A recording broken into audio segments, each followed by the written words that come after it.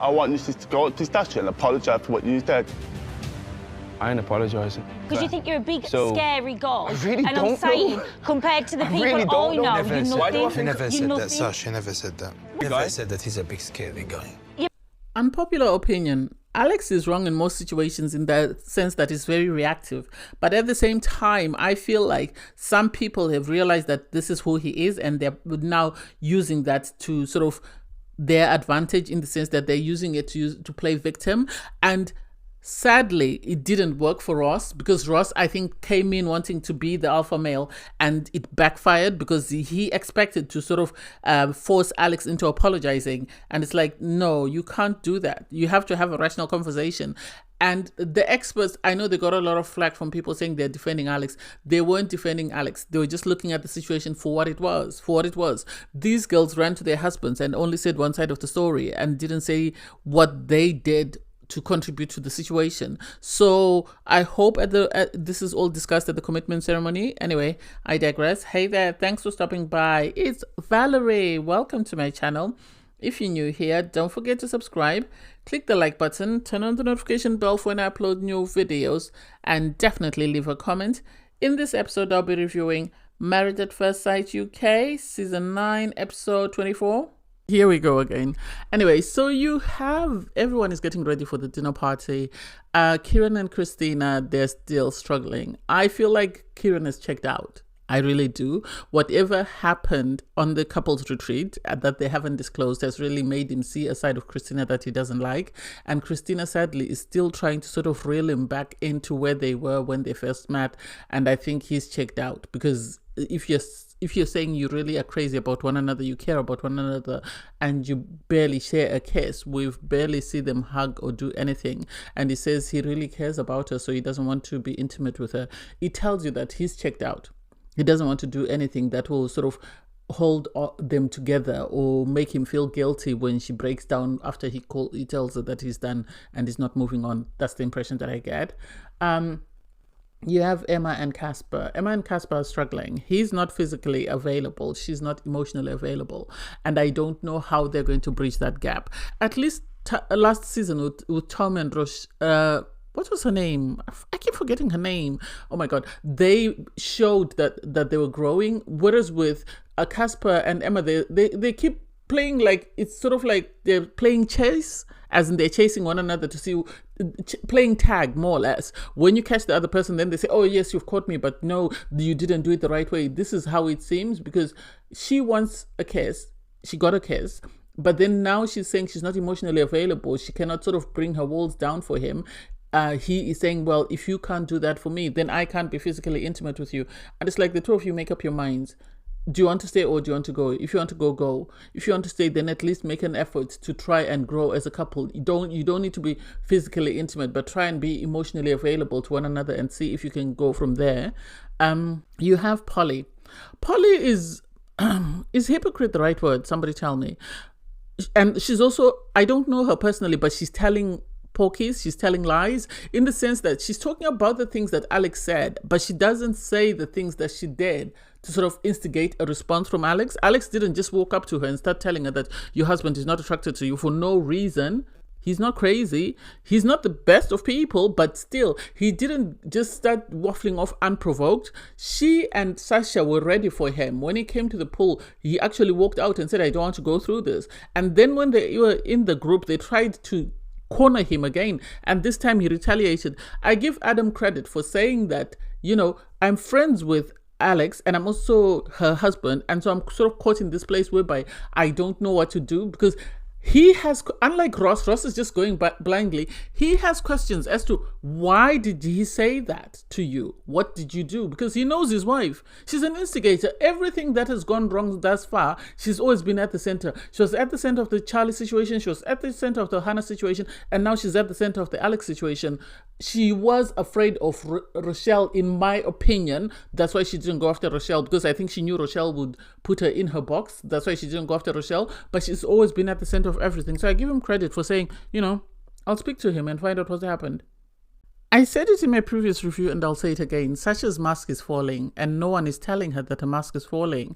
And the fall from grace is really sad because she's busy winding her husband up. She's told her husband the things that she felt would get him riled up so that he could defend her honor, in her words.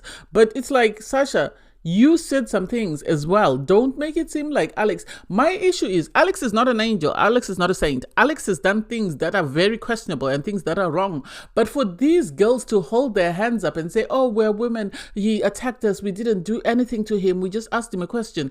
Replay it for your husbands. See if they will have the same reaction after they watch what you did.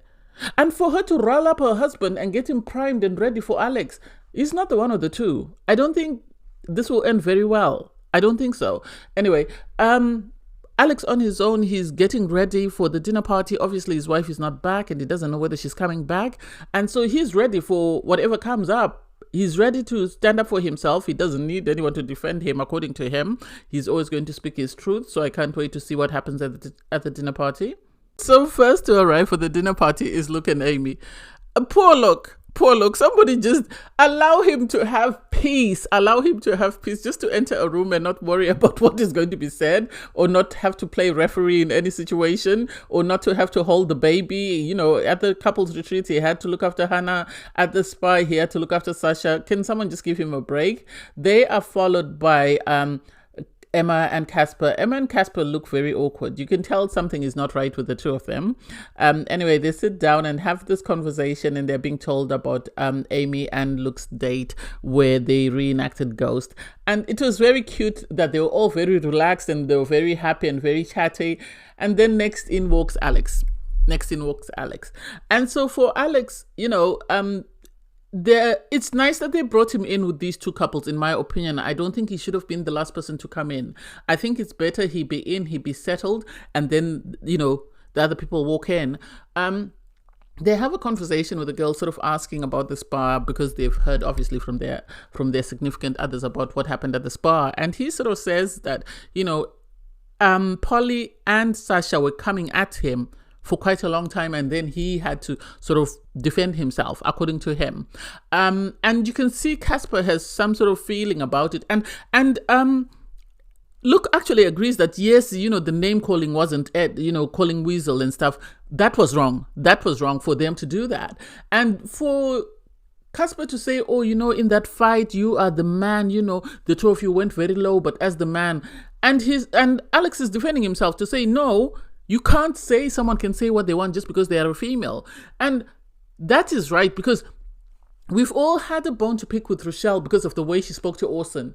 Because the way she was very derogatory and everything wasn't acceptable. And for Orson to just sit there and just take it wasn't acceptable as well. So we can't say what Rochelle did was wrong when she was degrading that man, and then say, oh, but why did Alex, you know, retaliate? Why did he say all the mean things he said to Sasha and Polly? Which is it? We want someone to be talked down to and just sit there and keep quiet, or do we want someone to speak up for themselves? Not saying that everything Alex said was right. Yeah, telling what's her name that she begged her husband to make love to her, and saying somebody else's jewelry was cheap.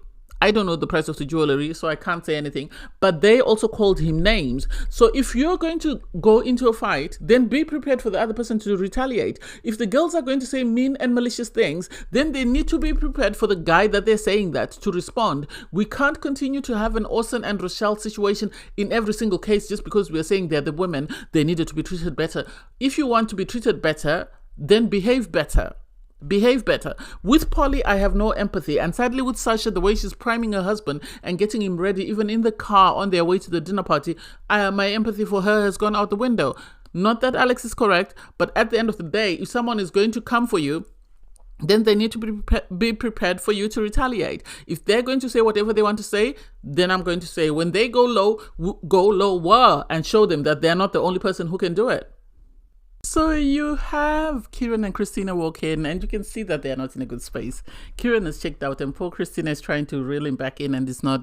I think it's a lost cause. I think she needs to move on and forget completely about it, because it's a waste of time. He has checked out. He has been checked out, I think, for quite a while, and has just been going along just for the sake of going along. And so I don't know how long that can last. And then you have Kieran have this conversation with Luke. Luke is crazy. Luke, I love Luke. I love Luke. they're talking about intimacy, him and his wife, and how they're struggling. And it's like, look, this conversation could have been discussed in private. You could have, called him off camera and sort of had this conversation. You didn't need to say it here. Even the experts are like, oh my God, make it stop. It's like a train wreck. And then Emma joins in on the conversation because he was using cars as an analogy to sort of discuss whatever he was trying to say without being so crass and obvious.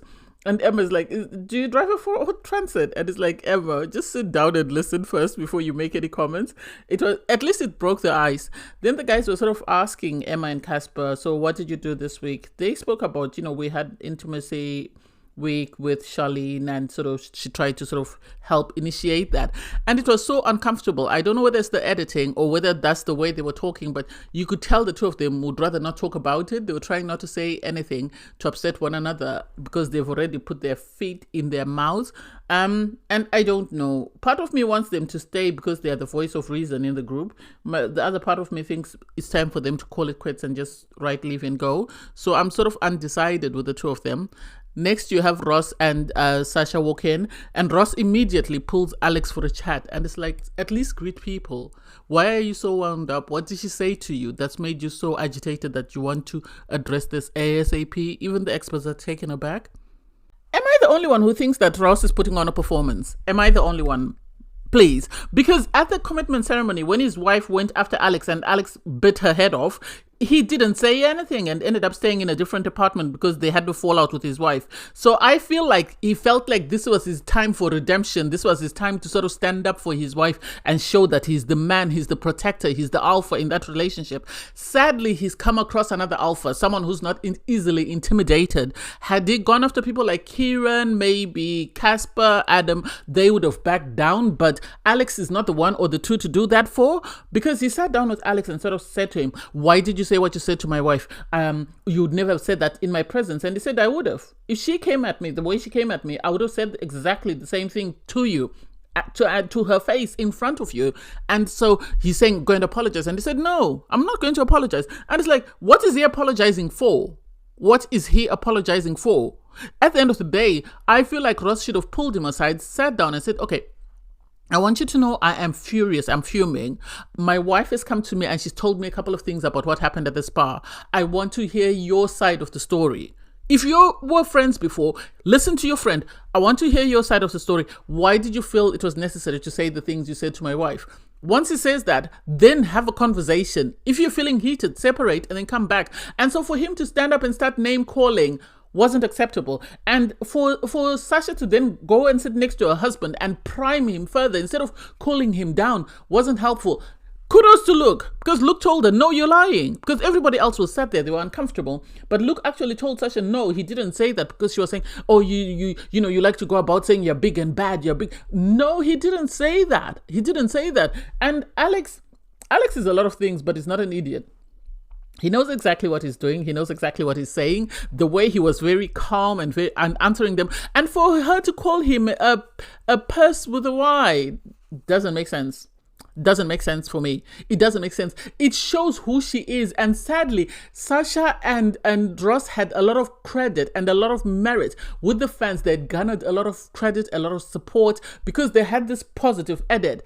And now they've muddied it by getting involved with Alex. Alex is already in the gutter, so he doesn't mind. It's like playing with a pig. It's going to bring you into the mud where it is. So he doesn't care because he's already got a negative edit and he's going to spin it for the better. If he does anything sort of to redeem himself, he comes out shining because people are like, oh my God, look at how far he's gone. Whereas with you, it's look at how far you've dropped. And so it's not helping your cause if you're going to make out lies and if you're going to start sort of instigating a fight. I think she expected Ross to actually shake Alex. I don't know what she expected. And Ross, tried to intimidate Alex. And when Alex stood his ground and said no, this is why he walked away, because he realized that he can't intimidate Alex. He realized that otherwise, someone is going to catch paws. It's going to either be him or it's going to be Alex. And he didn't want to be in that situation. This is why he removed himself. Because I think his intention was to come in and sort of be the alpha, intimidate Alex, and then get Alex to apologize to Sasha, and then Sasha will be like, oh, my man, my warrior, my savior. And when this didn't happen, this is why he's in the situation whereby they're now name calling, and Alex is an instigator because he's just sitting there, he's smiling and just making it worse with the facial expressions. Alex's non-verbals, as Holly has said, speak way louder than any words anyone else could utter. And sadly for Ross and Sasha, they did not come out looking shining as they should have in this situation. Next, you have Lacey and Nate. It's a good thing Nate walked in now, because he would have been away with the fairies when it was all kicking off, because Nate has a PhD in minding his own business. They're in a happy space and everyone is, oh, you didn't miss anything. And it's like, please keep quiet. We don't want to hear it. Then you have Polly and Adam walk in last. It's as though Adam is being forced to walk with this woman. The way it's week 4 or 5 and he still doesn't hold her hand and he just puts his arm there for her to hold on to. I don't know why nobody picks up on that. And then as soon as they walk in, you have Sasha run over. Oh, you missed it. Oh, it all kicked off. And it's like, Sasha, sit down. So you are enjoying becoming a part of the drama. All this time that you've been this happy-go-lucky and you've been in love with your guy and nobody has really paid you attention. You haven't enjoyed that. You've enjoyed being a part of the drama. And for Polly to say the reason why there's a lot of drama, the person at the center of the drama is Alex, it's like, please keep quiet. First, it was Charlie. And who was there? You were there, calling Charlie a bully. Then it was Hannah. Who was there? You were there, calling Hannah names. And now it's Alex. Who was there? You were there. So who is the common denominator there? Polly. Yes, she's had her sidekicks. She's had people like Lacey, Polly, now Sasha sort of stand beside her. But she has been the common denominator. She has been the one causing all the aggro. So I don't get why what leg she has to stand on to sort of call Alex out for being the instigator. When she was there, she kept poking and prodding. She's the one who kept asking him, do you like your wife? How do you feel about your wife? And suddenly now you're saying he's the enemy. Please keep quiet. We're not here for it. So people enter into the dinner party, they sit down at the table. The producers are messy. They are messy. They were after the drama because they had Alex say the toast, and it's like they know that there's a lot of hoo-ha going on, and for them to ask him to do it, I don't know. And I feel like Sasha's reaction was unnecessary. It was unnecessary. It wasn't warranted. There's no justification for that. For her to storm off and say, I'm not going to listen to that. She could have easily just ignored him. She could have easily closed her ears and sat at the table. But she wanted to create a scene. She wanted to see how her man would react. This is the impression that I'm getting, that Ross is auditioning to be her husband. So she is creating conflict and she is starting these fires and she's having him run around to put out the fires. And I don't get why, because he had to go and console her. I would have turned away and I wouldn't have listened to what he was saying, blah, blah. And it's like, that's not necessary. That's not necessary. I give him credit. Alex is really carrying himself very well. I think he knows he's in a lot of crap, so he's trying not to sort of get himself in further with the experts. So kudos to him. You have, at least they set him with the calmer people. So they set him with Luke and Amy, and then he has Emma to his side. So they are able to sort of pacify him and shield him away from the drama. Lacey called him for a chat, which is what I was saying that Ross should have done, because she sat down with him and she said, I heard you wanted to talk to me. They sat down, they had a very respectful conversation, in the sense that he agreed that he didn't quite get what she was saying. He misunderstood what she was saying because Lacey was talking about Orson and Hannah kissing, and he thought Lacey was sort of implying that they were part of that situation. And so credit to Alex for apologizing and for Lacey for accepting the apology, because it seems they've been friends, they've been getting along. And so I love that. And Sasha is right next to them, hearing him apologize to somebody when her husband tried to get him to apologize and he refused. And I'm here for it. I hope he never apologized to Sasha. After name calling him and calling him the P word several different ways, he shouldn't apologize unless she comes with an apology. It has to be a two-way street. That's where I stand. Soon after his conversation with Lacey, I think Adam realizes that this is the best chance because Alex is in a great mood, so he pulls Alex for a chat. And I loved that conversation as well. The thing is, you have to be willing to understand both sides, or to listen to both sides, because there's his side, her side, and then there's the truth. And so for Ross to come in and just listen to his wife and not want to listen to anybody else doesn't make sense. I like the fact that Alex actually acknowledged to Adam that I was willing to apologize to Sasha. had they approached me the right way, the same way you have. But because they came at me, I'm not going to apologize. I'm not going to do that, because if you're coming for me, then be prepared for me to react, because I'm going to react according to what you're dishing to me. And so he was able to get his point across and say, your wife has been saying A, B, C, D, E, F, G. And I think Adam realized that, yeah, he knows his wife. He knows his wife is an instigator. He knows his wife wasn't telling him the truth when she came at him. So he understood that. And he was in this uncomfortable position whereby he knows that Alex is telling the truth, that he wasn't attracted to his wife. He knows his wife has had to beg him to do the bare minimal. So he can't question that. He can't argue with that. And so I like that they were able to reach an understanding and sort of a place of apology and a place of moving on, because apparently Alex and Ross were very close friends. And so even Adam acknowledges that it's sad that this is where they are, because they were very close friends. And at times we take advantage or for granted our very close friends. And I think this is what Ross did. I think Ross expected to come in and say to Alex, you need to apologize to my wife, and then have Alex run and apologize, and then they would have had their conversation afterwards, which isn't the case. He should have either spoken to Alex off camera and said to him, my wife wants me to defend her. She wants me to do this A, B, C, D, F, G. Can you do it for me? That way, we can get over this. But he didn't do that. And this is why they're in the position they're in. You could see in the background Alex having a conversation with Polly. I think he pulled her soon after. Hopefully we get to hear what he said. You then have a conversation between it was Luke having a conversation with Emma about his relationship and how that's been going this week. And then they bring in, Emma and Casper's situation to sort of ask, how are you guys going? What's going on? And they both say they're not doing very well, because Emma feels some type of way about the comment Casper made when he said he wanted to practice for future relationships. And she felt like she was a test dummy and she didn't want to be a test dummy. And his argument is, yes, you don't want to be a test dummy, but you wanted to use me as a test dummy as well, because you wanted me to have sex with you to see if we could create a connection. So you can't complain that I want to sort of initiate intimacy to see if I can move that onto the next relationship, when you want to have sex with me to see if there can be something there. And so I get where both of them are coming from. It seems the experts are ready for them to write leave. And I think at some point they might tell them to say it's okay for you to leave, because everyone can see that they're both not happy. They've tried their best and sadly they're not giving in. And because no one wants to give in, this is why they're in the situation they're at, whereby they can't sort of move forward, or they can't sort of create a deeper connection, and everyone else around them seems to be progressing, and they're still stuck in this situation whereby they can't find, or they're not willing to compromise with one another.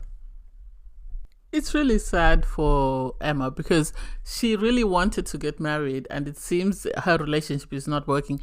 Her relationship went out the door the moment her husband said she reminds him of his sister, and there was no turning that.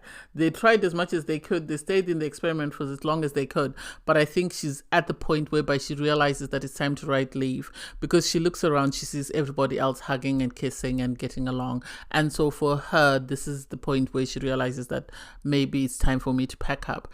Everybody else, you have Lacey sort of talking about the nice things that Nate does. He buys the flowers, but he always leaves the price tag on it because he says he wants her to see that they're very expensive. With Polly, she's bragging about the dinner that Adam cooked. It was slop on a plate, but if that makes her happy, hooray. You have Christina and Kieran. They're saying, at least they got to see his dog this week, so they're in a better space because of that. And for me, it's like, are you sure you're in a better space, or do you think you're in a better space and Kieran is still where you left him the first time that things fell apart? I don't know.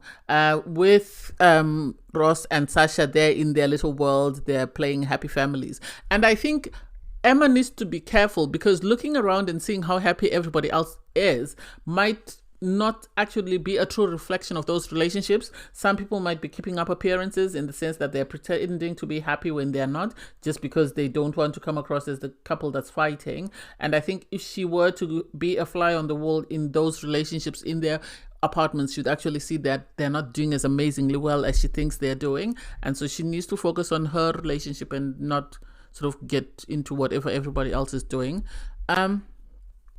We get to see the conversation between Polly and Alex. And Alex comes across as a person. I know people have different opinions about him. I feel like if you come to him calm, he'll behave calm. If you come to him ready for war, he'll engage with you. And this is where they are, because he was able to say to Polly, you know, you came for me, and she couldn't dispute that she did come for him. She went, oh, I did, because you made it personal. And it's like, you were also being personal, though. You were also being personal. Maybe not as much as Sasha, but you were being personal. Because at the end of the day, why were you involving yourself in his marriage? You are friends with Holly. Why not speak to your friend and find out what's going on with her marriage, if that's your concern, and then ask your husband to speak to his friend? That would have been better. But at least they agreed to disagree, and Alex apologizes. I wish we'd seen an apology from Polly, because Polly needs to apologize to someone, because she's been so rude, disrespectful, bullied other people, and never once have we seen her apologize. Everyone is up in arms about Alex. Oh, Alex this, Alex that. But at least he apologized. Whether he's doing it for the cameras or not, at least he apologized. Polly has never apologized to anyone. He knew exactly what he was doing. The moment he said, why swap wig? Who would you want to swap with? And it's like, why would you feel that that's an appropriate question to ask when you know that your wife is feeling very vulnerable? She's feeling some type of way about where your relationship stands at this moment.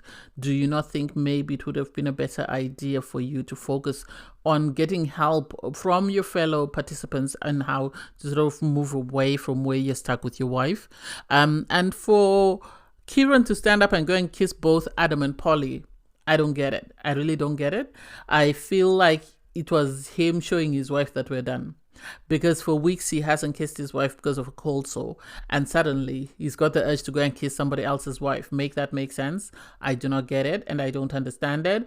I understand Christina being upset, but at the end of the day, she needs to accept it for what it is and just realize that their marriage is over. I feel like something very explosive happened between Kieran and Christina, and we didn't get to see it. We didn't get to hear about it because they decided to sort of push it under the rug, and the producers have decided not to tell us exactly what happened. I can't wait for the reunion to find out where things went left, because they've been doing very well. Yes, he spoke on the couch about his concerns, but that's not enough for them to go from 0 to 100, to go from a place whereby he's refusing to kiss his wife and then suddenly he's kissing somebody else's wife and the husband as well. That doesn't make sense. You have Holly arrive and everybody's excited to see her. I like the fact that people like Casper ran to Alex and said, just go and hug her and say you missed her, and then, you know, take it from there. You could see that Alex didn't know how to process it. I think the producers did it for the drama. I think they did it more for the drama than anything else. And I think that conversation that he had with his wife was multi-layered, and we only got to see the bad bits of it. I don't think they were that confrontational. I think maybe there were some positive bits to that, because he was very calm at the start of it. Her sort of saying to him that, you don't ask me about my kids and stuff. It's like, well, it's almost week 4, week 5. Have you discussed your kids with him? Have you said anything about your kids? Do you have any indication to sort of say that he's not interested in your kids? Have you spoken to him about your kids prior to you going home and he's ignored you, or what? Yes, that's part of her identity, as the experts were saying, that she might feel he's neglected that. But I think there's more to this story than we're being told. And I feel like maybe they should have spoken about her children a lot more, because Alex initially said he didn't want someone with children, and I don't know why the experts matched him with someone with children, because he doesn't have children of his own, so he doesn't sort of have that parental sort of urge to sort of, look into things like that. And so I'm not giving excuses for him, but I feel like this can't be a one-off conversation unless she's saying that there's multiple occasions whereby he hasn't shown interest in her kids. I feel they should have discussed this more calmly and more rationally without the intervention of the experts. But anyway, I digress. Thanks guys for watching. Please don't forget to like, share, comment and subscribe, and click the link in my video to watch my review from episode 23. Bye guys.